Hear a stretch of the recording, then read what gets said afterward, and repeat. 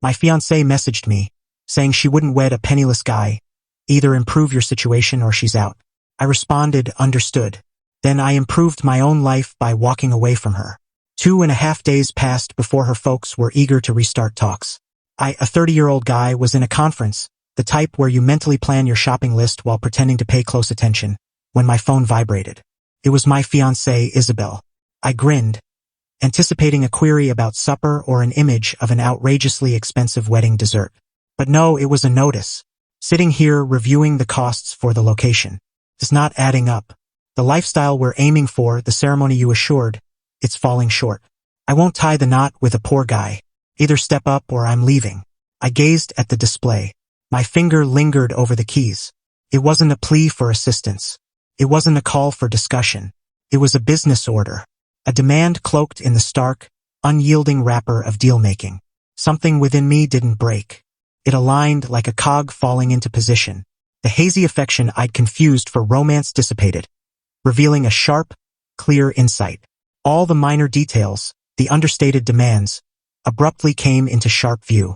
Her parents, Marcus and Eleanor, describing our upcoming life as an investment collection. Her sibling, Julian, inquiring about my long-term strategy with the fervor of an investor grilling a new business owner. Isabel's offhand demand for luxury necessities while I covered most of our housing and expenses. I wasn't a companion. I was an asset, and my value was declining. My hands, operating with an unfamiliar steadiness, composed a response. Me acknowledged. Then I set my device to quiet, tucked it away, and returned to the third quarter forecasts. The remainder of the workday flew by in a haze of bizarre concentration. I wasn't frantic. I wasn't even obviously furious. I was a coordinator dealing with a vital operational breakdown, and my sole task was to handle the consequences.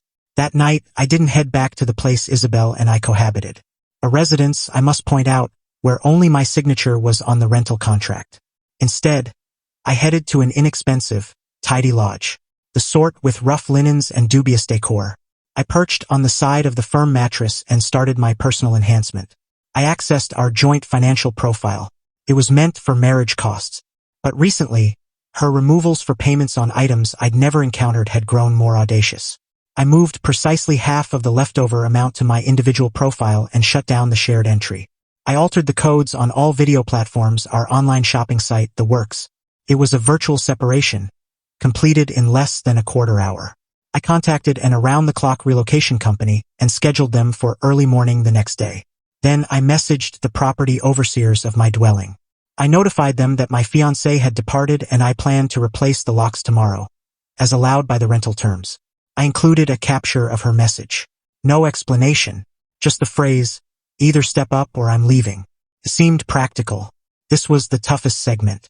I remained in that bland lodge space and allowed the quiet to envelop me. The discomfort was present, a subtle, muted throb near my chest.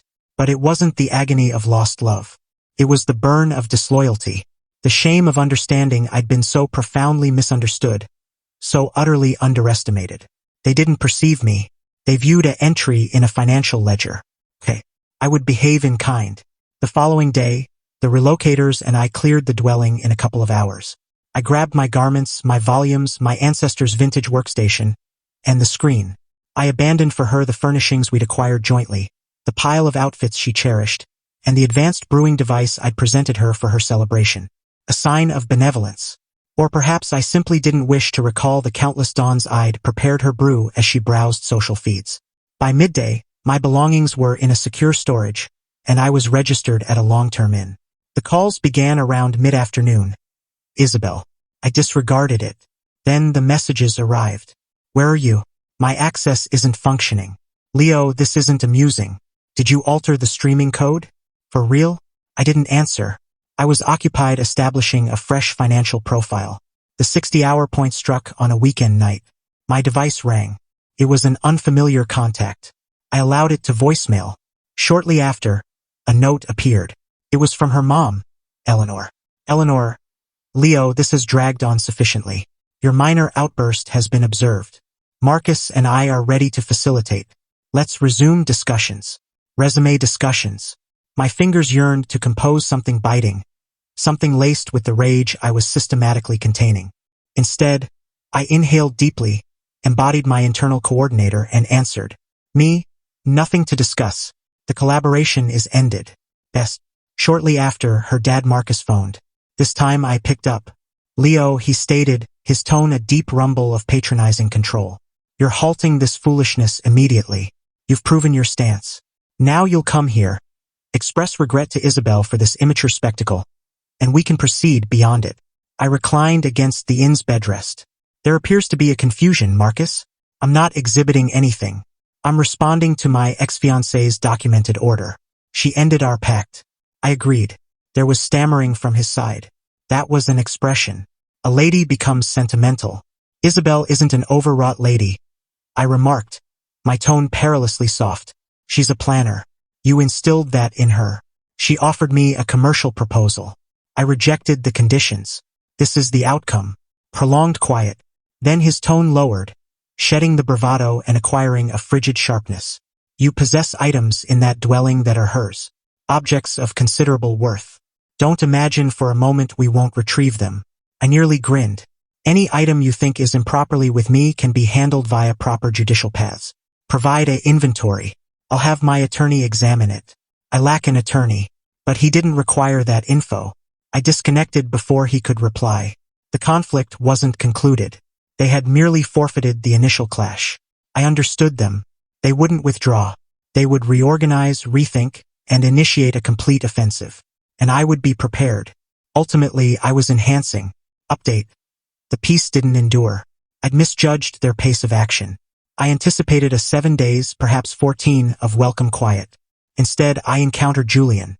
Julian, Isabel's sibling, is the family's direct enforcer. While his folks employ disdain and control, Julian favors a straightforward method. He appeared at my temporary workspace midweek. He'd evidently informed the reception he was a messenger with an urgent paper needing my personal sign-off, a basic, successful deception that an occupied clerk wouldn't challenge. He didn't burst in. He sauntered. He rested against the entryway of my compact, transparent workspace, limbs folded, appearing less like a worried relative and more like a collector with a vocabulary. Leo, he uttered, inclining his head gradually. You're tough to locate. That's the goal, I answered, without glancing from my computer. Amusing. Hear me, Izzy is wrecked. You really impacted her. I paused inputting. I did. All I did was adhere to her directions. She established the rules. Improve or depart. I departed. That's it. He grinned maliciously, an unpleasant twist of his mouth. You believe you're smart, huh? Interpreting the message word for word. We recognize your game, attempting to act the injured party. Julian, I'm not gaming anything. I'm simply existing my existence. Independently, he detached from the entryway and advanced inward.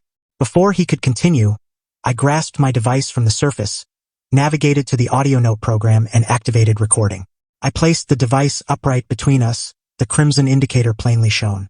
In my area, provided the capture tool is visible, it's deemed public awareness. No concealment, no mysteries, just records. His gaze shifted to the device and he paused briefly. Here's the deal. He proceeded, his tone somewhat strained. You've got her commitment band. That band has belonged to our lineage for 3 eras. Mother is unhappy. She demands it returned now. Ah, the band. The band was a present dependent on matrimony, I stated evenly. The requirement is no longer fulfilled. Don't lecture statutes to me, you minor clerk. That band exceeds your vehicle's value. We can render this extremely disagreeable for you. Are you intimidating me? I inquired, my tone steady, my focus on my device. I'm suggesting to you, he remarked, his gaze tightening. Return the band. Provide Isabel her portion of the furnishings and express remorse openly for embarrassing her. Achieve that and perhaps we can facilitate the remaining separation smoothly. So that was their tactic. Not merely recovery of possessions, but a comprehensive image management to depict me as the antagonist. They weren't merely planners. They were historical rewriters. No, I declared plainly. His complexion reddened.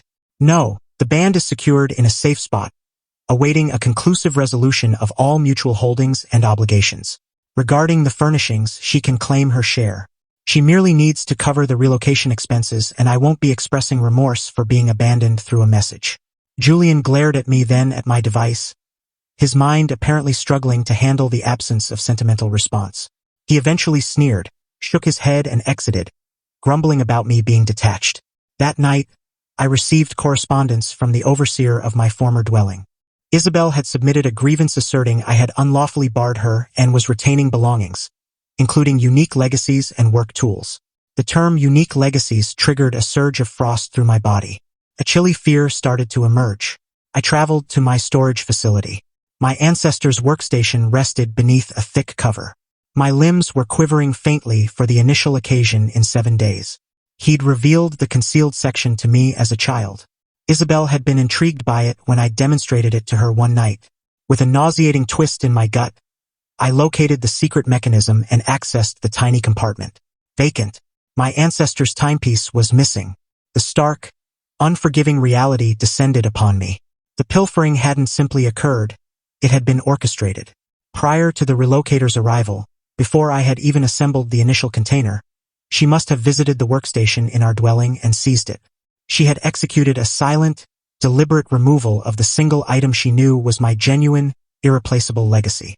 For an instant, perched on the chilly solid ground of that storage facility, the composed exterior fractured. The fury, intense and unfiltered, at last surged forth. They had confused my composure for frailty. They had mistaken my systematic method for an absence of zeal. They were mistaken. They desired a battle? All right, they were on the verge of receiving one. But I wasn't planning to engage on their conditions with yelling and coercion. I was going to contest it with proofs, records, and the gradual, relentless, exquisite mechanism of the framework they believed they could control. They considered me a penniless guy. They were about to discover exactly how expensive I could become. Final update. 30 days can seem like an eternity. The original astonishment had evolved into a firm, unyielding determination. The removal of my ancestor's timepiece was the pivotal moment. My enhancement wasn't solely about departing from Isabel, it was about rediscovering my personal worth. My retaliation had 3 arenas: judicial, administrative, and communal. The judicial arena, I didn't engage an attorney. I engaged a legal assistant to aid me in readying a minor disputes tribunal submission. It was less costly and for this equally potent. The action was for the price of the pilfered timepiece, the imaging device, the portable computer, and Isabel's portion of the concluding month's housing fee and services for the dwelling she had forsaken. The sum approached just below the minor disputes threshold. Submitting it resembled deploying a focused aerial attack. It was detached, accurate, and certain to arrive at their entrance with informal notice. The administrative arena. I countered the overseer's alert with my stack of proofs. I enclosed the proofs for the work tools and a certified declaration regarding the timepiece, indicating it was removed from our cohabited home before my relocation. The overseer, confronted with a possible judicial tangle, acted precisely as a cautious asset handler would. He deferred. He dispatched Isabel an official alert that, since she wasn't listed on the contract, any asset disputes were a private issue between us and she was barred from the premises. Her effort to employ him as a weapon had collapsed. Victory. The communal arena. This was the most subtle and eventually the most destructive arena. I didn't slander anyone. I didn't share indirect complaints. I merely conveyed the facts, serenely and without exaggeration, when questioned. Our common acquaintances would message, "Hey, learned the ceremony is cancelled. What occurred?" My answer was consistently identical. "Yes, it's unfortunate." Isabel messaged me stating she couldn't wed a man lacking financial improvement. I followed her suggestion and chose to enhance my existence by beginning anew. It was optimal. The pure, unaltered sincerity of it was stronger than any defamation effort. There was no counter to it because it stemmed from their own statements and behaviors. The tale began to circulate. The account they were attempting to construct of unfortunate, devastated Isabel and her harsh, unfeeling former partner disintegrated because the base was false. The response to the tribunal notice was swift and explosive. Marcus contacted me, furious. "A legal action? Are you serious? You're pursuing my child?" "I'm recovering pilfered items, Marcus," I stated, envisioning him striding in his wood-lined office. "It's a basic commercial exchange. You, above all, should grasp that. We will overwhelm you with judicial costs.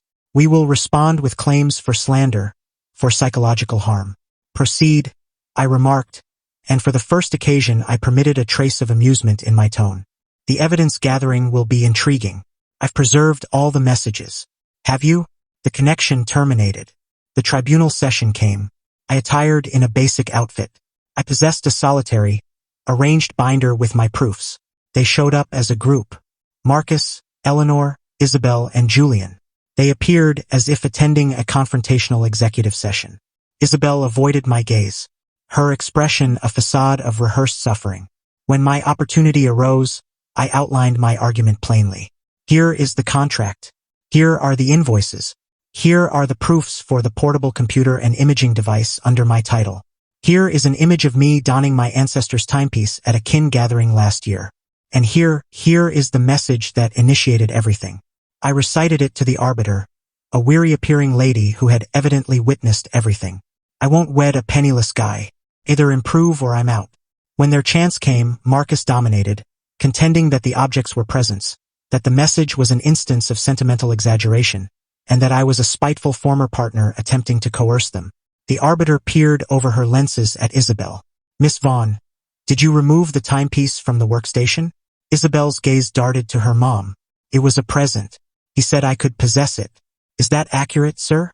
The arbiter questioned me. No, Your Honor. It belonged to my ancestor. It was invaluable to me. The arbiter exhaled. She examined the proofs, the message. She didn't require an investigator. The narrative was inscribed in their own arrogance. She decided for me on every point. They were instructed to restore the tools and compensate me the evaluated worth of the timepiece, plus the pending housing fee. Their loss was total and it was open. In the barren, harsh illumination of a tribunal, their tactics appeared precisely as they were. A tawdry, trivial extortion. Julian had to manually hold back Marcus from shouting at the arbiter. I departed without a statement. 7 days later, a messenger brought a package to my workspace. Within was the imaging device, the portable computer, and a payment for the timepiece and the housing fee. No message. I disposed of the band shortly after and applied the funds as an initial payment on a modest apartment in another section of the town. A genuine improvement. The most recent I learned, Isabel had relocated with her folks.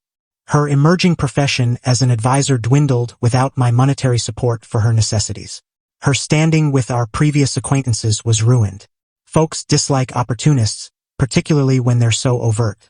I received one last message from her, months afterward, near the early hours. It wasn't enraged or mournful. It was eerily calculated. A ultimate bid to reshape the truth. Learned you acquired an apartment, suppose my minor nudge succeeded after all. You ought to appreciate me. I perused it, and for the initial time, I sensed a spark of something that wasn't fury or discomfort. It was compassion. They would never comprehend. They would eternally be the protagonists of their narrative, the designers of my achievement, the sufferers of my irrational denial to fulfill my designated position. They had absorbed zero. I erased the message without answering. I had a fresh existence to construct, an investment set of my own to oversee, and the primary and sole entry in it was my personal tranquility. My value was rising.